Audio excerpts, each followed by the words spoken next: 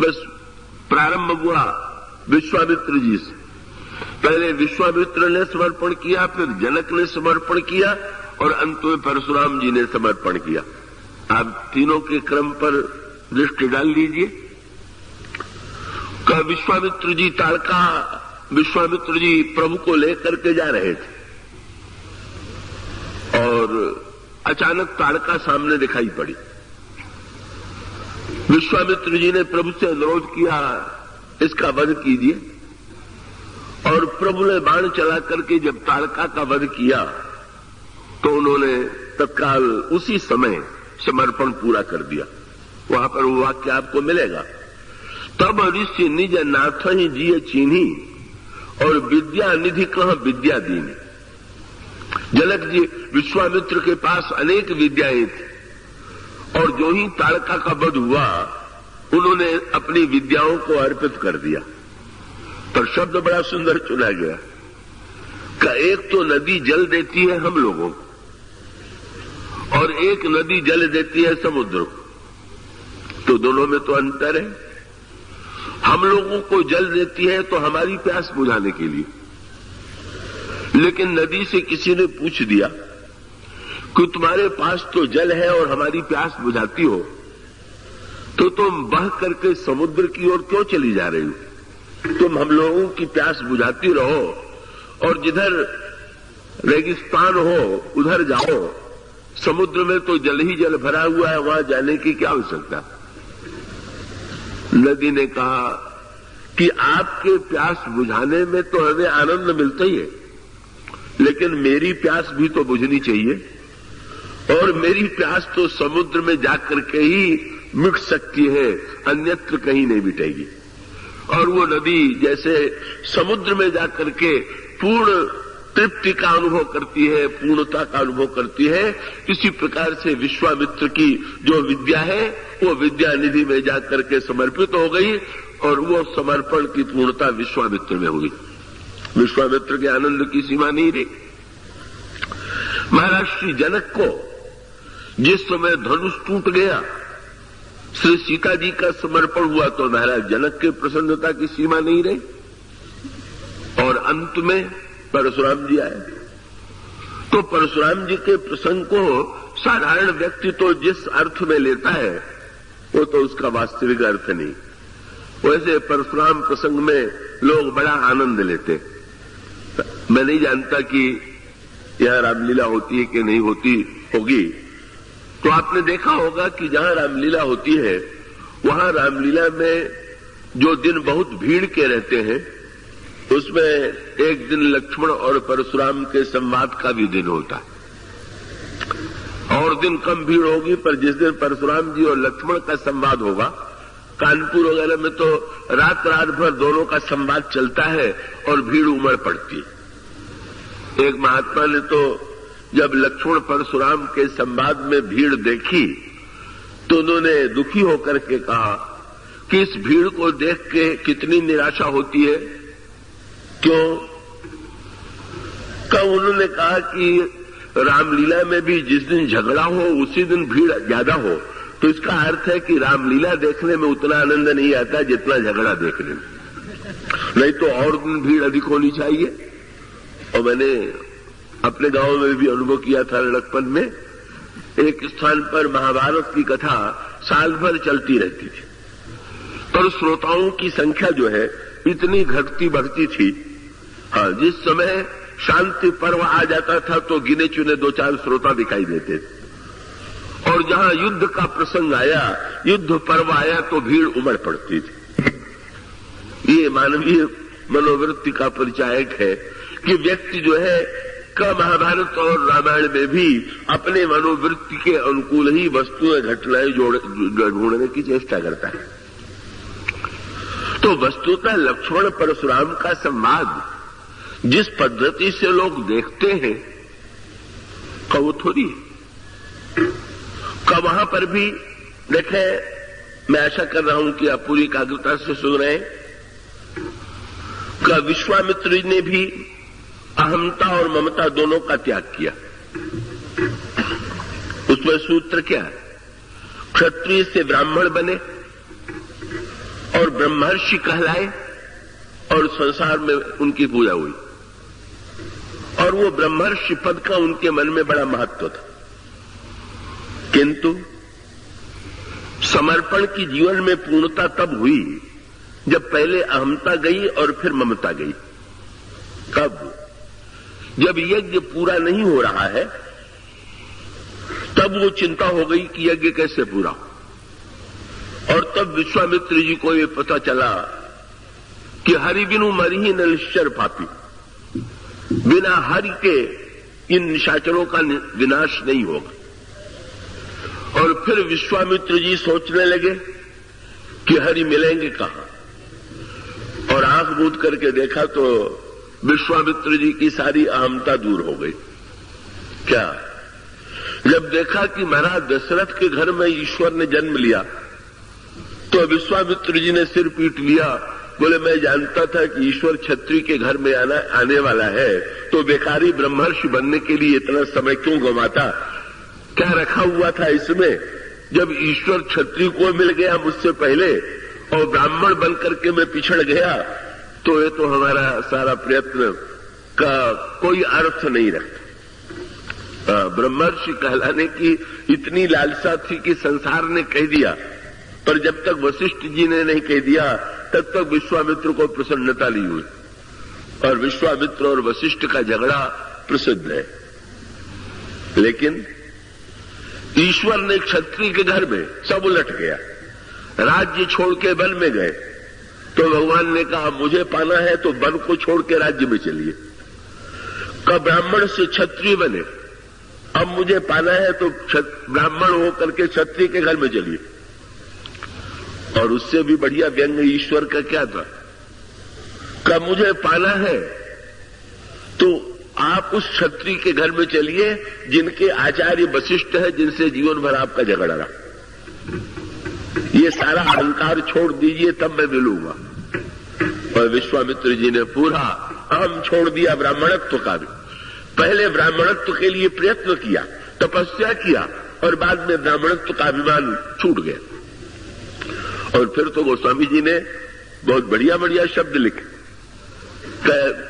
विश्वामित्र जब विवाह के बाद लौटने लगे तो गोस्वामी जी ने विश्वामित्र का पहले परिचय दिया था, विश्वामित्र महामुनि ज्ञानी। और जब विवाह के बाद अयोध्या से लौटने लगे तो आपने दुआ पढ़ा होगा। गोस्वामी जी कहते हैं, राम रूप भूपति भगत व्याह उछाह आनंद जात सराहत मन ही मन मुदित गाधिकुल चंद।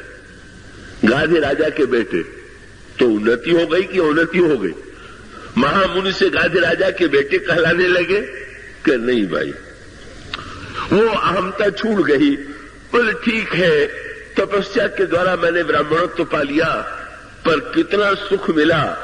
क्षत्रिय के नाते मुझे का एक नए संबंध की अनुभूति हुई।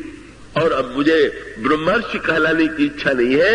मुझे तो गाधे राजा के बेटे में के बात को सुनकर के संतोष है। ये अहमता और ममता छूट जाना, यही तो ईश्वर की प्राप्ति। विश्वामित्र जी ने पहले अहमता छोड़ा और विद्या निधि का विद्या देनी में ममता छोड़ दिया। अहमता ममता पूरी हुई और वहां पर पूर्णता प्राप्त हो गई। जनक के जीवन में अहमता और ममता, अहमता के रूप में धनुष टूटा और ममता के रूप में श्री सीता जी का श्री राम के गले में जयमाल पड़ा, वहां पर कृतकृत्यता हो गई। और परशुराम जी का प्रसंग क्या है? वहां पर भी अहमता और ममता का त्याग ही है। सूत्र एक ही क्या? विश्वामित्र जी की भी दो समस्याएं, और वो दो समस्याएं हैं का वो जो स्पष्ट दिखाई नहीं देते, गोस्वामी जी ने व्यंग्यात्मक रूप में प्रस्तुत किया। क्या? विश्वामित्र धनुष टूटने के बाद क्रोध में भर करके परशुराम जी आए। धनुष किसका था? शंकर जी का। और टूटने के बाद सबसे पहले क्रोध में भर के शंकर जी को आना चाहिए कि मेरा धनुष किसने तोड़ दिया। पर बड़ी विचित्र बात है, शंकर जी तो आए नहीं, परशुराम जी आ गए। क्यों आ गए? उसका उत्तर दिया लक्ष्मण जी ने। लक्ष्मण जी ने, परशुराम जी पहले आते हैं और आने के पश्चात सब लोग उनके चरणों में प्रणाम करते हैं और विश्वामित्र जो है श्री राम और लक्ष्मण को बुलाते हैं और विश्वामित्र मिले पुरजाई, पद सरोज मेले दो भाई। और उसके पश्चात राम लखन दशरथ के ढोटा, दीन आशीष देख भल जोटा। राम ही चितई रहे थकी लोचन, रूप अपार मार मद मोचन। जब परशुराम जी ने श्री राम को देखा, इतना आनंद आया कि कुछ देर तक श्री राम की सुंदरता देखते रहे और उसके बाद अचानक परशुराम बदल गए। क्यों बदल गए? एक और श्री राम खड़े थे और वहीं पर बगल में ही धनुष पड़ा हुआ था। गोस्वामी जी ने व्यंग्यात्मक भाषा का प्रयोग किया। अचानक राम से दृष्टि परशुराम की हटी और धनुष पर चली गई। गोस्वामी जी का वाक्य आपने पढ़ा होगा, देखे चाप खंड मही डारे। खंडित धनुष को उन्होंने देखा। तो उसका अर्थ क्या है? एक और धनुष है और दूसरी ओर श्री राम। श्री राम कौन है? अखंड है। ज्ञान अखंड एक सीताबर और धनुष कौन है? खंड है। बोले संसार जो है वो खंड है और उसको देखने के बाद फिर अखंड को देखे, पर अखंड को देखने के बाद जो खंड की ओर आंखें ले जाएगा उसको तो दुखी होना ही पड़ेगा। पहले जब तक अखंड ब्रह्म को देखते रहे तब तक आनंद की सीमा नहीं थी, पर अखंड से हट करके खंड की ओर दृष्टि चली गई और खंड की ओर दृष्टि चली गई तो तुरंत जनक जी से पूछ दिया, कहू जड़ जनक धनुष कही तोड़ा। मूर्ख जनक, धनुष किसने तोड़ा? अब भगवान श्री राम को देखिए, धनुष को भगवान राम ने तोड़ दिया तो भगवान राम को तोड़ करके अहंकार हुआ कि नहीं हुआ? और बड़े पते की बात, अगर धनुष तोड़ करके श्री राम को अहंकार हो जाए तो अहंकार टूटा कहां? अगर कोई भाषण देने लगे कि मेरे मुंह में जीभ नहीं है, बोलता भी जा रहा है और ये भी कहता जा रहा है मेरे मुंह में जीभ नहीं है, तो ना समझी की पराकाष्ठा। इसका अभिप्राय यह है, पता चल गया।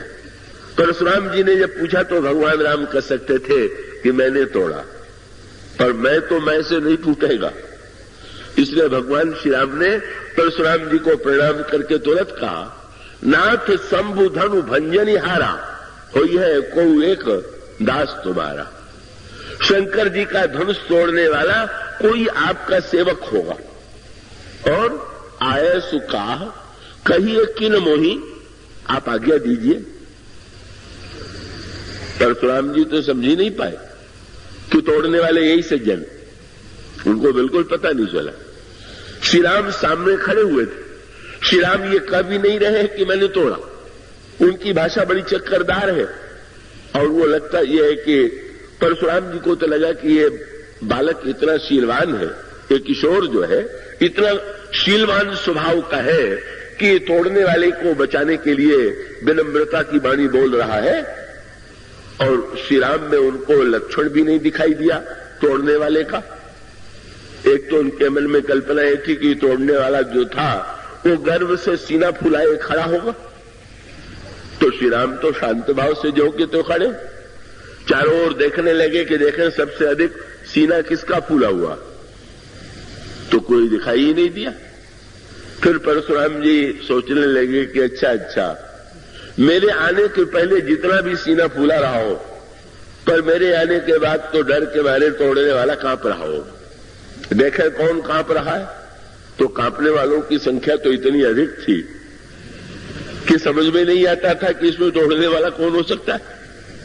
और जो तोड़ने वाला था न कांप रहा था, न तो उसका सीना गर्व से फूला हुआ था। वो तो यही कहते हैं कि महाराज धनुष तोड़ने वाला कोई रहा होगा, अब तो आप आज्ञा दीजिए मुझे। भगवान राम का तात्पर्य है कर्म के साथ कर्तृत्व तो चला गया, अब कर्ता कहां, उसको कहां ढूंढना। आप आए हुए महापुरुष हैं, आप आज्ञा दीजिए कि क्या करूं। परशुराम जी ने सोचा कि इस बालक से मैं बता दूं, और वो राम से कहने लगे, राम तुम तो बड़े सज्जन हो, लेकिन तुम याद रखना, क्या सुरहु राम जेहि शिव धनु तोड़ा, सहस बाहु समस्वरूप मोरा। जिसने धनुष तोड़ा है उसको तो मैं सहस्त्रार्जुन के समान, वो कहीं सेवक हो सकता है मेरा? वो तो सहस्त्रार्जुन के समान मेरा शत्रु है। और सो बिलगाई विहाई समाजा, न तो मारे जई है सब राजा। तोड़ने वाला जरा अलग खड़ा हो जाए, नहीं तो मैं सबका सिर काट लूंगा। अब प्रभु को हंसी आ रही है कि मैं तो बिल्कुल अलग खड़ा हूं ही, अब मैं कहां अलग खड़ा हूं? और वो कह रहे हैं कि तोड़ने वाला अलग खड़ा हो जाए। लक्ष्मण जी से नहीं रहा गया। लक्ष्मण जी है आचार्य, और वो उस लक्ष्मण परशुराम संवाद को आप तू मैं के रूप में देखिए। परशुराम जी के भ्रम का निवारण करते हैं लक्ष्मण जी। पहले लक्ष्मण जी समझ गए कि जिस भाषा में प्रभु बोल रहे हैं परशुराम जी तो कभी समझ ही नहीं पाएंगे। इनको तो जरा मैं अपनी भाषा में समझाऊं तो शायद ये इनको बात मेरी समझ में आ जाएगी। और तब उन्होंने बहुत बढ़िया प्रश्न उठाया। क्या उन्होंने कहा, महाराज प्रारंभ किया बहु धनु ही तोरी लरिकाई। महाराज लड़कपन में तो हम दोनों भाइयों का कार्य ही यही था कि खेल खेल में न जाने कितनी धनु ही तोड़ते रहते थे। लेकिन मैंने किसी दिन आपको देखा नहीं कि आप आए हो बिगड़ करके और पूछा हो कि क्यों तोड़ दिया। तो ये बताइए कि जब इतने धनुष टूटने पर आपको दुख नहीं हुआ, पर धनुष भी उन्होंने शब्द नहीं कहा, बहु धनु ही कहा। ऐसी चतुराई की भाषा थी कि परशुराम जी का मार्ग दोनों ओर से बंद कर दिया। क्या परशुराम जी बिगड़े भी कि शंकर जी के धनुष की तुलना तो धनु ही से कर रहा है? लक्ष्मण जी ने मुस्कुरा करके देखा, बोले महाराज अगर ये धनु ही के बराबर है तो जैसे पहले आपको क्रोध नहीं आता था, अब भी नहीं आना चाहिए। और अगर आपको लगता है कि शंकर जी का धनुष जो है अद्वितीय है, तो उसको तोड़ने वाला कितना बड़ा होगा ये भी तो सोच लीजिए। तो फिर तब भी आपको इस प्रकार की वृत्ति का परिचय नहीं देना चाहिए। और नाड़ी जैसे वैद्य पकड़ लेता है, परशुराम जी तो महापुरुष है, पर एक रोग लग गया है। उस रोग को लक्ष्मण जी ने नाड़ी पकड़ लिया। महाराज ये सारा आपका जो दुख है वो धनुष टूटने उठने से नहीं। देखिए ना, अगर धनुष से कोई संबंध आपके क्रोध का होता तो पहले भी आप आते। और महाराज अगर धनुष टूटना सचमुच कोई समस्या होती तो धनुष तो शंकर जी का था, और ऐसी परिस्थिति में शंकर जी को क्रोध आता। महाराज समस्या धनुष नहीं है। परशुराम जी ने पूछा तो फिर समस्या क्या है? और कैसा सुंदर दार्शनिक वाक्य है लक्ष्मण जी का। क्या यही धनु पर ममता के ही हेतु। तो महाराज आपने ममता बढ़ा लिया, राज्य छोड़ा, विवाह नहीं किया, सब कुछ छोड़ने के बाद आपको ये धनुष ही बचा हुआ था ममता जोड़ने के लिए। शंकर जी ने ममता छोड़ दिया, जनक को दे दिया, जनक ने ममता छोड़ दिया, सबने छोड़ दिया, और आपने उस टूटे हुए धनुष से ममता जोड़ दिया। दुख व्यक्ति को घटना से नहीं होता है, ममता से होता। कोई बात बिल्कुल पते की है, कोई वस्तु से थोड़ी दुखी होता है। और आपकी हानि भी कल्पित हानि है। आपने एक काल्पनिक वस्तु से अपने नाते को जोड़ करके कल्पित हानि की कल्पना कर लिया। हाँ, परशुराम जी को भी ऐसे दुख हो गया था। जब विवाह नहीं हो गया तो उनको कैसा दुख हुआ। मणि गिर गई छूटी जनु गांठी। जैसे उनको ऐसा लगा कि मेरी गांठ से मणि गिर गई। अब मणि अगर सचमुच गिरी हो, दुख हो, तो समझ में आता है। और मणि की कल्पना से वो तो उसी प्रकार की बात है कि आप रात को सपना देख रहे हो कि मुझे लॉटरी का नंबर निकल आया है मेरा, और आप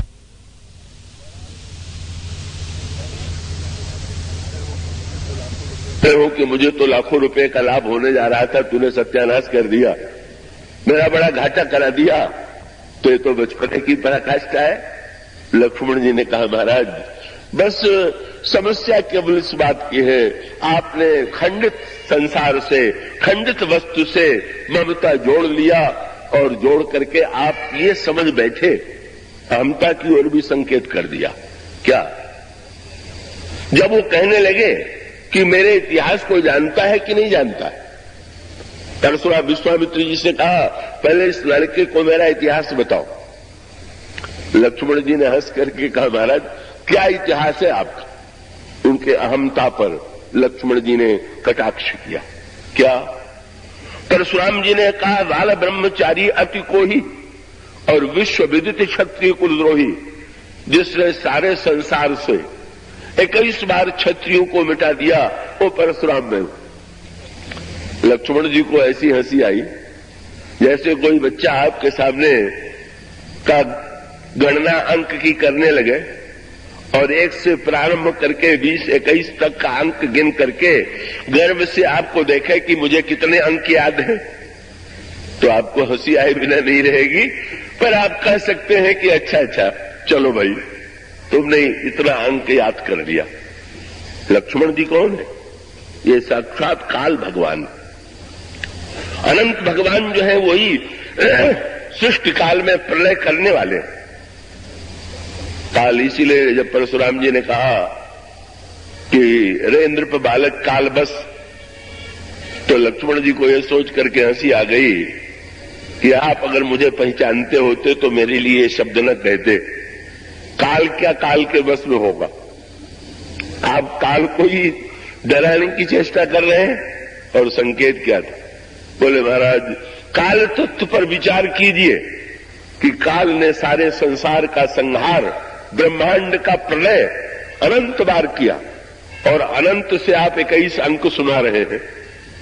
लक्ष्मण जी का नाम है अनंत, तो अनंत के सामने 21 का अंक वो हंस करके कहते हैं, महाराज आपकी अहमता और ममता दोनों झूठी।